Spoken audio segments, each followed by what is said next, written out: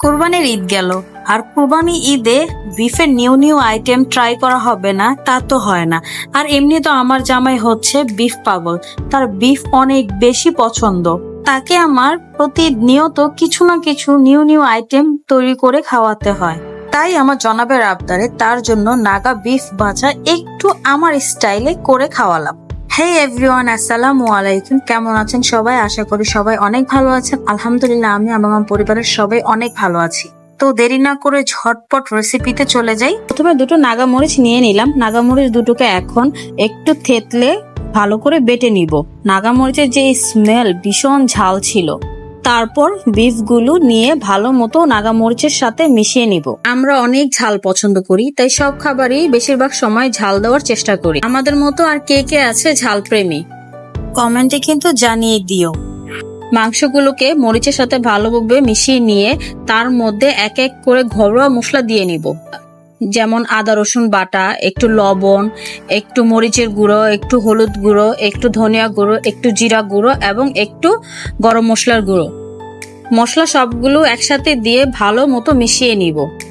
আর এইসব মিশানোর পর হাতের যা অবস্থা হয়েছে, প্রচন্ড হাত জ্বলেছে। তাই আমি গ্লাভস পরে নিয়েছিলাম, কিন্তু গ্লাভস পরাতেও কোনো লাভ হয়নি, জ্বলা তো ঠিকই জ্বলেছে।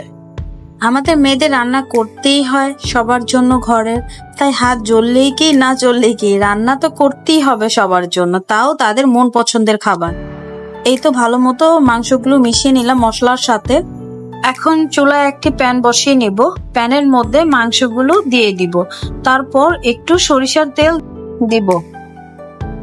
সরিষার তেল দেওয়ার পর হাঁড়িটার মধ্যে পানি দিয়ে মাংসগুলোকে ঢাকনা দিয়ে ঢেকে দিব। তারপর অনেক সময় নিয়ে মাংসগুলোকে সিদ্ধ করব।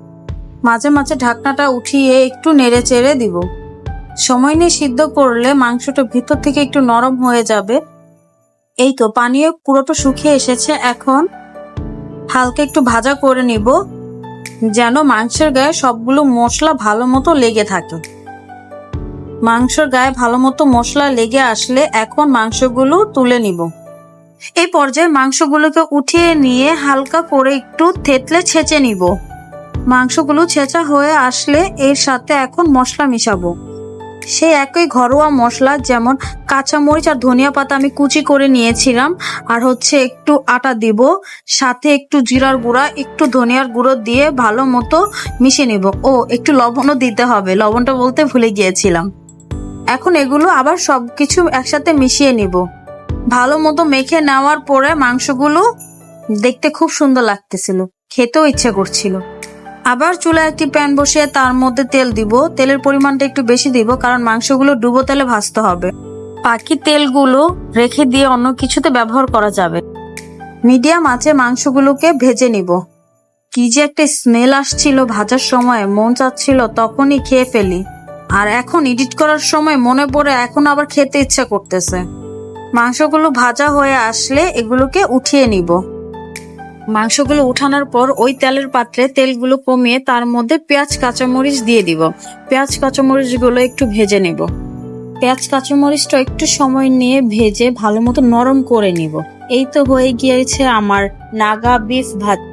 জনাবকে খাওয়ালাম, সেটা খুব পছন্দ করে। সকলকে ধন্যবাদ এতক্ষণ ধৈর্য ধরে আমার ভিডিওটি দেখার জন্য। আল্লাহ হাফেজ, ভালো থাকবেন।